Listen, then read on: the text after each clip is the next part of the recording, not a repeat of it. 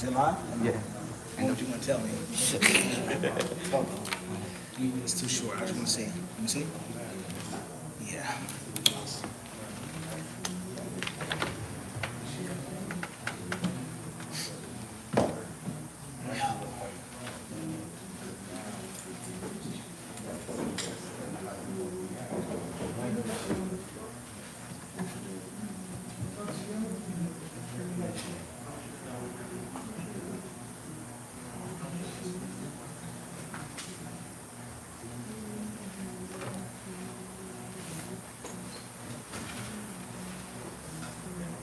Shuf? It didn't have power. We have to shut it off now first, but it did turn on for a second.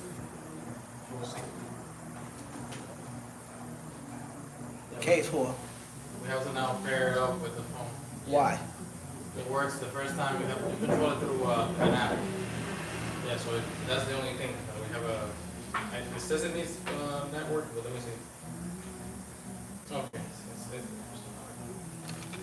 The settings? Oh, yeah.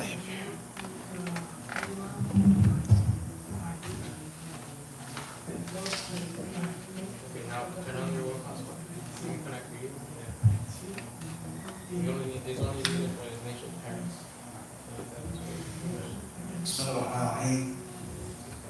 Alhamdulillahi rabbil alamin. Salatu wassalamu ala rasulillah wa ala alihi wa sahbihi wa sallam tasliman kathiran.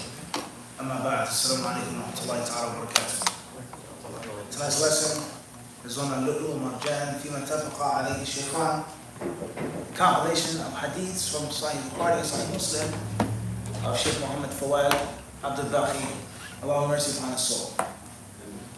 We're in Kitab al-Hajj, as we've been for a very long time, and as we've explained many times before, that Hajj is one of the longest chapters of fiqh, one of the biggest, one of the broadest chapters of fiqh. And in some issues, not all, one of the most challenging issues of fiqh. Some issues. The general legislation of Hajj, we don't say that it's difficult or hard to understand. But there are masail, there are masail, right?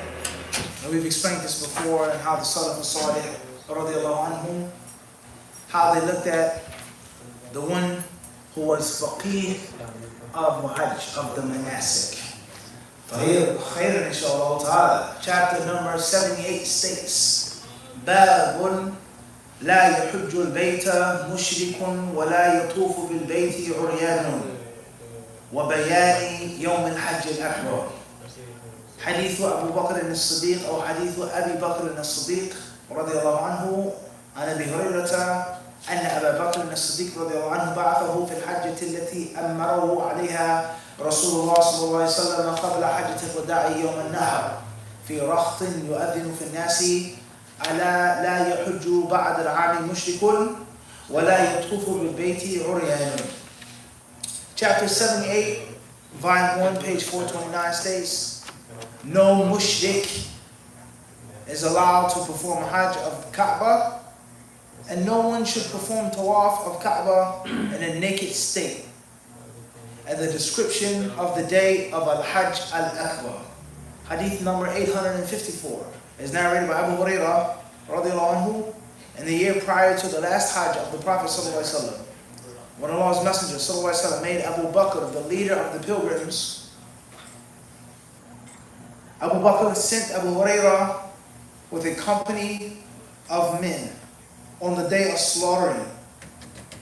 And he made a public announcement proclaiming no mushrik is going to perform Hajj after this year, and no naked person is allowed to perform tawaf of the Kaaba.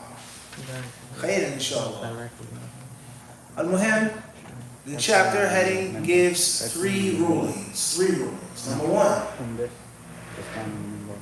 is that those mushrikun who previously were allowed or previously made and performed tawaf in a naked state, that was no longer allowed. It was abrogated. It was done away with, if that was even legislated. But we know that the pagan Arabs, they were the custodians of the Kaaba, and they made Hajj.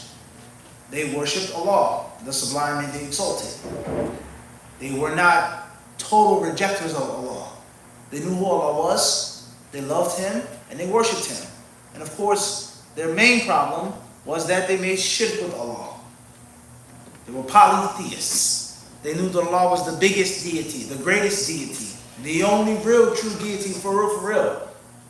But for one reason or another, custom, culture, let alone just misguidance, they took smaller, inferior, weaker, fake deities between them and between Allah subhanahu wa ta'ala. And it's something that we've explained many, many times before, and its importance to understand and properly understanding Islam and navigating through the countless waves of confusion and dawah. So much confusion. He says this, he says that, a third, a fourth, a fifth, a sixth, a seventh, a seventh. What is the aqidah of Islam? No, this is a made-up aqidah. No, this is an extremist aqidah. No, this is a terrorist aqidah. No, this is a takfiri aqidah. No, this is what Tawheed means. No, this is extreme. It's confusion. And every group is claiming to have absolute dominance and absolute autonomy upon the truth. And from the issues over which many people are confused is the concept of what is Tawheed and what is shirk. How does a person become a Muslim? And how does a person, may Allah protect us, leave Islam, if that's even possible? Can it, guys? Yeah. Barakallahu feekum. Can a Muslim become a non-Muslim? Is that possible? Is there such thing as an apostate? Or is that extremism? What makes a Muslim, turns a Muslim to a non-Muslim? If that's even possible. And there are many people who think and feel that that's impossible, that can't be done. And any Muslim who has become a Muslim, who was a Muslim, they don't leave Islam, period. And a Muslim who says that no, rather, they have left Islam. Not because of sins, not because they drink alcohol, not because they make zina, not because they have prostitutes, not because they gamble, but because of issues of aqidah. Things that they believe, things that they physically practice, things that they said, things that they have doubt about, that has taken them out of the fold of the deen. And if they're outside of the fold of the deen, then they're outside of the fold of the deen. And there lies no doubt a beautiful example with regards to this that was mentioned by the controversial figure is one who makes prayer. One who prays, he passes wind, he breaks his wudu. Him standing in salah for hours means what? Exactly. Literally. Oh, what do you mean he's not praying? What do you mean he didn't pray? What do you mean he's not praying at night? He broke his wudu.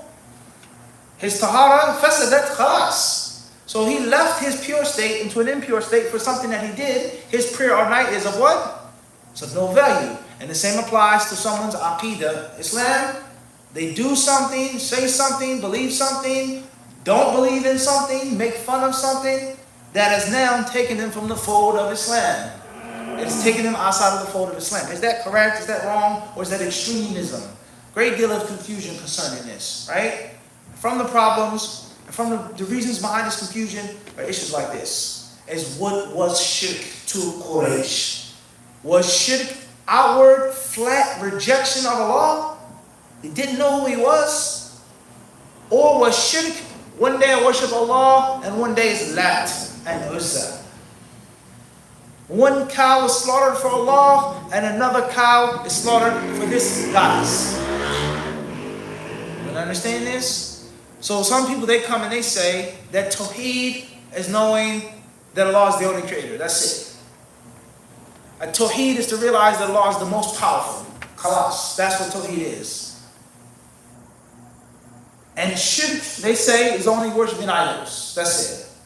You make tawaf, you slaughter for this saint, you vow for this saint, you call upon this dead one in the grave that can't come back and help his family, his children, his wife, his country, but he can help you.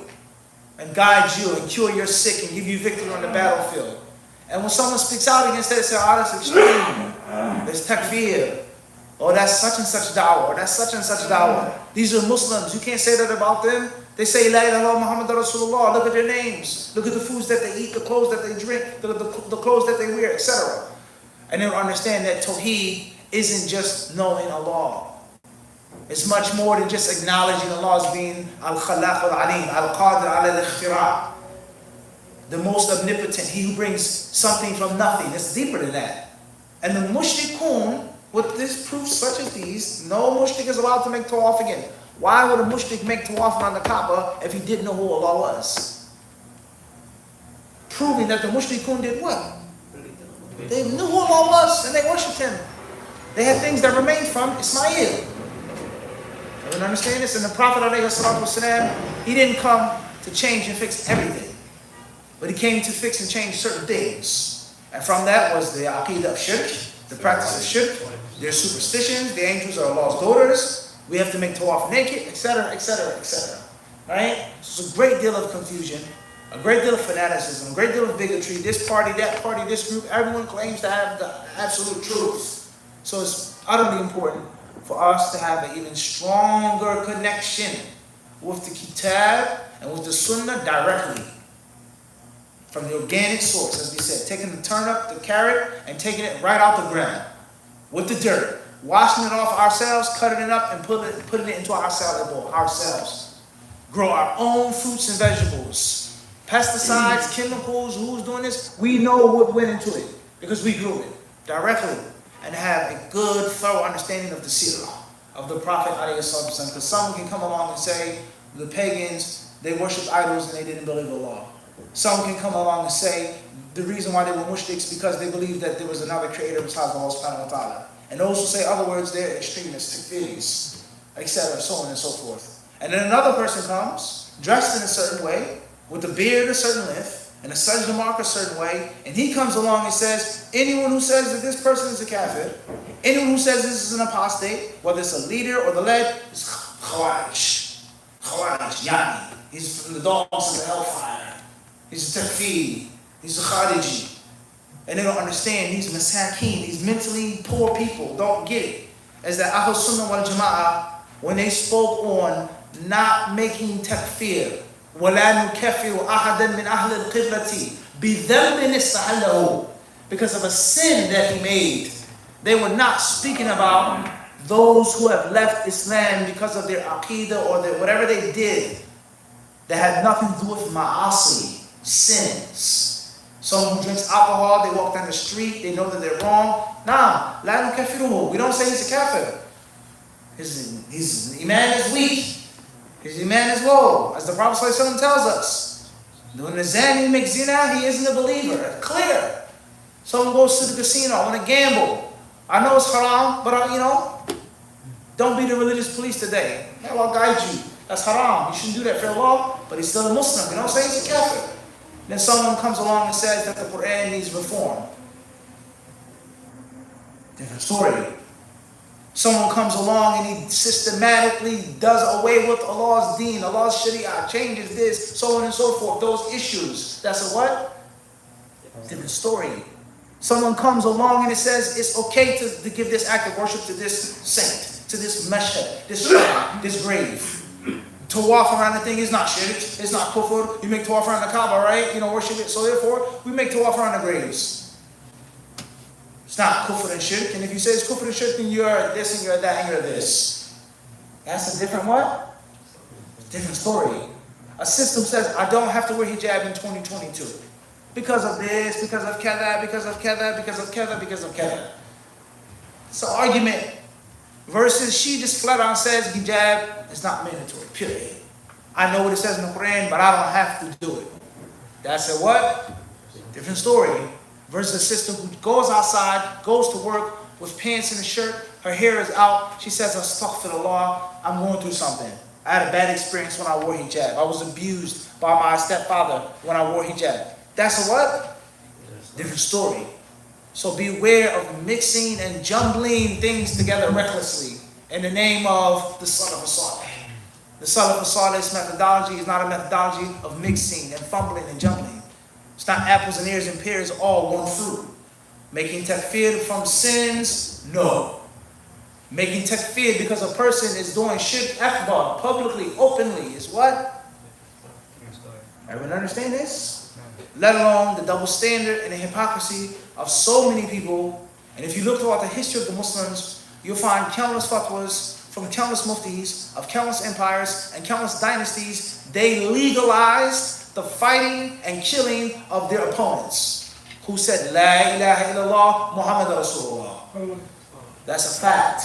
Whether they were Shiite heretics, whether they were standing in the way of the expansion of the Islamic frontier,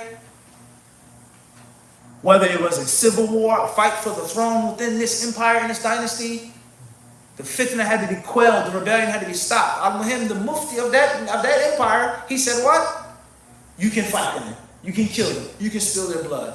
So don't just marginalize one person and put one person in the corner and say, oh, he spilled the blood of the Muslims, he killed the Muslims, he made takfir the Muslims, they fought the Muslims, they did this to Muslims. Okay? And the people that you're defending, they destroyed this, they destroyed that. What did they do for 600 years? How many wars were fought between this empire and that empire? For them to go out on a battlefield and use cannons and guns against fellow Muslims, fatwas were what? Were given, whether they were right or whether they were what? Al-Muhim, they legalized the fighting of those who said, La ilaha Muhammad Rasulullah. So don't be hypocritical, don't have a double standard, don't have a triple standard, right? And most importantly, if this aqidah is made up, if this movement is made up, then billahi alayk ba'Allah, what's your aqidah? What aqidah do you have? Quran and Sunnah, alhamdulillah, or some other made up stuff. And nothing is shirk, nothing is kufr, istighatha is lawful, tawaf is lawful, this is just bid'ah, oh it's okay, it's difference of opinion, Sheikh Fulan said it's kada, stahsanahu Fulan, or sawahu Fulan, or these people did for 40 years, kada, tafadhal. Worship the graves, do what you want, swear by other than Allah, make vows, tafadhal. Billah, go ahead, nothing is shirk, nothing is kufr, we're all Muslim, I pray towards the qibla, he prays towards the grave. Alright, this is a problem. So when we read these hadiths, and we read the seerah, we study the context behind those ayat, when Allah talking about the mushrikun, Quraysh, when they called upon him, they invoked him, وَهُمْ يَكْفُرُونَ بِالرَّحْمَنِ, and they rejected Rahman, certain names that they didn't accept from Allah. The angels were Allah's daughters, things like this. We won't be resurrected, things like that. Ibrahim, Ismail, making dua for their progeny, etc., etc. You understand things better on what is and what is not shirk, kufr, tawheed, iman, right? And the concept of the reality of a Muslim leaving the fold of Islam. Not because of a sin, but because of what? Other things. Everyone understand this? And let's not mix the two. So the hadith, or the chapter heading states, is that no mushrik will make tawaf again. No naked person will make the tawaf again, mushrik or not. And what is Al-Hajj al-Akbar? The day of the major Hajj. The day of the major Hajj. Inshallah ta'ala. An-Nawawi rahimahullah ta'ala, he states regarding this chapter heading, قال ابن شهاب كان حميد بن عبد الرحمن يقول يوم النحر يوم الحج الأكبر من أجل حديث أبي هريرة رضي الله عنه.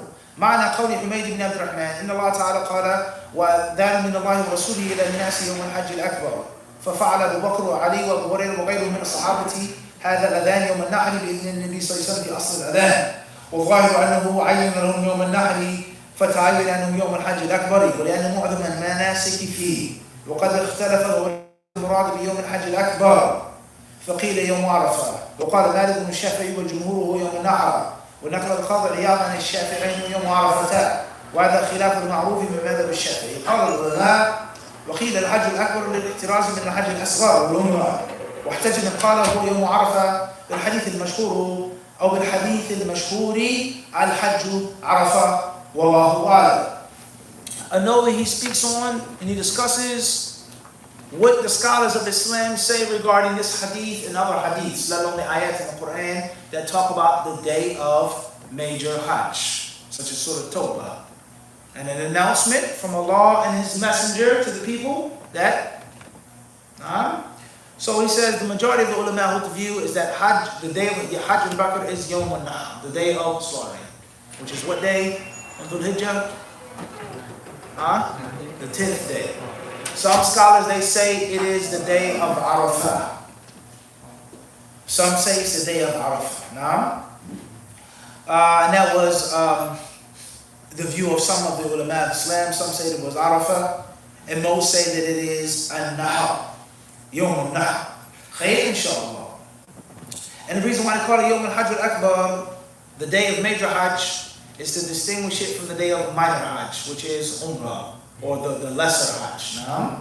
Khayr, inshallah. Also, most of the acts of Hajj are done on the 10th day. And how many are the acts of the day of Hajj? How many are there? 4, which are? Stoning, slaughtering, shaving, tawaf. Khayr, inshallah. Do you have to do those things in order? No.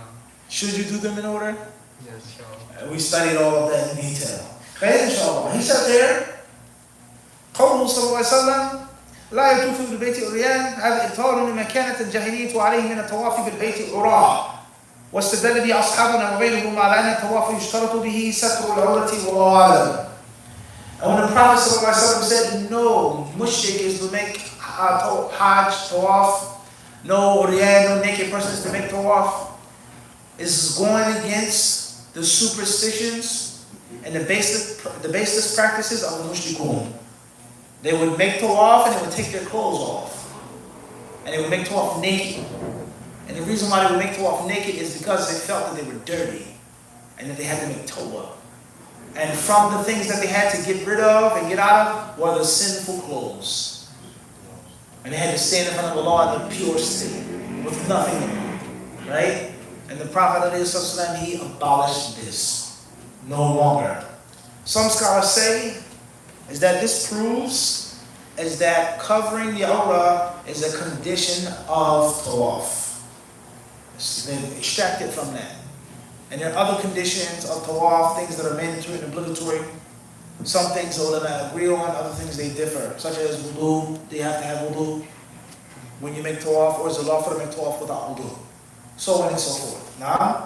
But the covering of the awrah, they say, is just like the prayer. And obviously, there's a difference of opinion among the ulama with regard to those issues as well, the conditions and the prerequisites of the salah. Wallahu ta'ala. As far as the Prophet ﷺ opposing the mushrikun,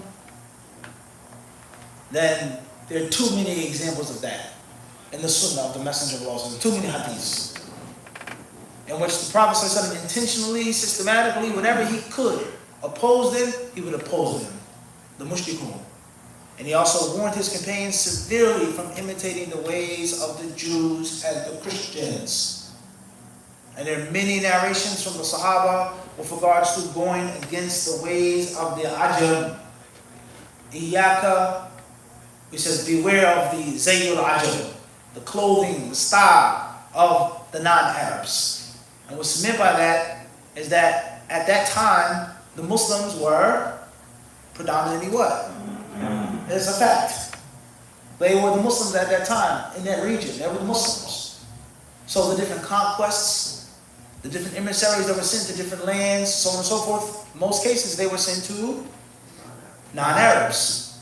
And their lifestyle, how they lived, especially people such as the Persian Empire, the Sasanians, so on and so forth, Sassanid, whatever the case may be, they lived in a certain style of luxury. Alright? Khayr, inshallah. And that's a long discussion with regards to being distinct from the mushrikun, from the Yahud, and the Nasara. Right? This story, this hadith, or this ruling, it also goes to show is that just because something starts off well, it has a good origin to it, it doesn't mean that it survives the test of time. Who came with monotheism to the Arabs? Who brought it Of course, we know the story of Ismail from Ibrahim alayhi salam. But as the years went on, years and years and years and years, ignorance, culture, shaitan, right? They strayed away from the pure way. But the origin of that way was good. But anything is going to be affected by what? Time. And the same applies to the Muslims. Just because Islam has been in this country for 700, 800, 1,000 years, it doesn't mean that everything that is done and practiced and believed is correct. And that's because of what? Passing of time. And that's for any country. So the concept of cultural Islam, innovations, practices that are baseless, that are wrong, that are oppressive, will may contain shirk and kufr or the other than that. Doesn't mean that everything's wrong. It doesn't mean that a person has to get rid of all of his customs or all of his customs and culture. It doesn't mean he has to adopt this madhab of this country. It doesn't mean that. But you have to sit down and think. Islam came to this continent, this subcontinent, this horn, right? This peninsula, this island, how many years ago? Out of 800 years, you don't think nothing crept in? Or, even deeper than that, there were things that were learned and taught wrong from what? Day one. And that's because the first person to bring Islam to these islands was a merchant. He was a good Muslim. He loved the Lord and his messenger, but he wasn't in what? He wasn't an island. He wasn't a learned person, but he had the basics. And he made good business dealings, right? They loved him. They loved his products. They loved his honesty. He always gave extra when he measured. He gave them dawah. But that doesn't mean that every single thing was right from day one. And if it was wrong from day one, then 800 years later, it's going to be what? And it's going to be harder for the people to get out of. Many people, they say, why do I have to get rid of my culture? I don't have to be this. I don't have to practice this. I'm not trying to be like these people. I'm from such and such a country. We have our scholars. We have our way. People have been doing this for 800, 900 years. We don't have to adopt this new thing that you just learned about when you went to school in Saudi Arabia, etc. But when it comes to the hayat al-dunya, when it comes to living, working, making money, driving, having a house, how many things have they adopted from the West? A little or a lot? Tons of new customs, tons of things that they themselves knew, even though we did it in our country like that, it was what? It was wrong. Or if it wasn't wrong, at least there's no doubt it was inferior. This is a better way of doing it. This is faster. This is more efficient. This is less painful. So the point I'm trying to get to is that the mind isn't shut, absolutely. But it's only conveniently and selectively shut. Do you understand what I'm trying to get to? Yeah. Learning the sunnah, this, that, no, my country, plus. My grandfather was an island. I don't have to read anything. I don't have to follow this. We have our way already. But everything else in their lives, they've adopted. They've forgotten about. They don't eat the same. They don't drink the same. They don't dress the same. They do things differently because it's America. And they've realized is that America has certain things to offer. Certain things that we thought we were doing right, but really wasn't right. This is better. So on and so forth. So if you're willing to change for the hayat al-dunya, but you're not willing to change for the deen, it says a lot about you. And once again, just because a thing was there for 1,000 years doesn't mean that everything is right to this day. Maintenance. You have to upgrade, right? How much dust? Yes. Rust. That's just the nature of things. Let alone this was weak, this was a cheap part from the beginning. God sold you a cheap part. You need a new one. Or it's a good solid part, but it needs to be what? Tuned up. It needs to be fixed. Alright? So innovations have crept into people's cultural practices. That's a fact. The acts of shirk that are made by people who say, La ilaha illallah Muhammad Rasulullah, come from different countries. That's a fact. And there are things which have no foundation in the deen whatsoever. It's just made up in a person's culture, and that's a fact. But it doesn't mean that we go to the next extreme saying, you can't eat your cultural foods, you can't have your cultural dress. There's nothing haram about performing the nikah like this. That's how they do it in your country. Stick to that. You don't have to wear this. You don't have to wear this color if that's another extreme. Is that you have to adopt a whole new culture, whole new dress code, whole new cuisine, whole new way of thinking and talking and walking. La. And people love their culture naturally. And anyone or anybody telling them to walk away and get rid of their culture 100% is going to cause them pain, and they are going to object and rebel. So there's a balance. That which is correct from your culture, it's nothing wrong with keeping it. You should keep it. There's no hadith stating that it has to be this color. We're brown, then we're brown. What do they got? But the scholars in this country were white. Okay, fine. It's not haram to wear brown. This is how you eat. This is the traditional thing you say to someone when they get married, so on and so forth. This is the gift that a man gives to his bride when he gets married. There's no prohibition in that. This act of ibadah, this dua, this condition for a woman to get married, so on and so forth. We say what? That is against the kitab and sunnah, and that has to be taken out. And that has to be removed. And if that means adopting someone else's culture that they practice that sunnah, then what? So be it. Yawm al-Qiyamah, what will you say to Allah when you stand in front of Him? Right? Allah Azza wa Jal, al-Musta'an, Allah's help is sought. Khayran inshaAllah ta'ala. Let's move forward to the next chapter. It says, Babun fi fadl al-Hajj wal-Umrati wa yawmi Arafata. حديث أبي هريرة رضي الله عنه أن رسول الله صلى الله عليه وسلم قال العمرة إلى العمرة كفارة لما بينهما والحج المبرور ليس له جزاء إلا الجنة. حديث أبي هريرة رضي الله عنه قال قال رسول الله صلى الله عليه وسلم من حج هذا البيت فلم يرفث ولم يفسق رجع كيوم أو رجع كما ولدته أمه. Chapter number 79 states the superiority of Hajj, Umrah, and the day of Arafah. Hadith 855 is narrated by Abu Hurairah, may Allah be pleased with him. Allah's Messenger sallallahu alaihi wasallam said, Umrah is an expiation for the sins committed between it and the previous one. And the reward for Al-Hajj al-Mabrur is nothing but paradise. Hadith 856 is narrated by Abu Hurairah. Allah's Messenger sallallahu alaihi wasallam said, whoever performs Hajj to this house and does not approach his wife for sexual relations, nor commit sins, he will come out as sinless as a newly born child. So the virtue of three things. Number one, the superiority and the excellence of Hajj. Number two, the superiority and the excellence of Umrah. And number three, the excellence of Arafah. The excellence of Arafah. Not a ruling, but fadl, a virtue. Not a specific, but from the virtues. Inshallah, we'll stop here for the adhan.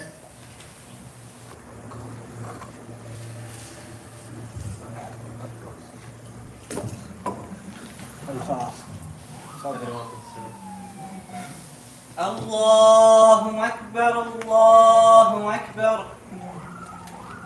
Allahu Akbar, Allahu Akbar. أشهد أن لا إله إلا الله. أشهد أن لا إله إلا الله. أشهد أن محمدا رسول الله. أشهد أن محمدا رسول الله. حي على الصلاة. حي على الصلاة. حي على الفلاح. حي على الفلاح. الله أكبر، الله أكبر. لا إله إلا الله.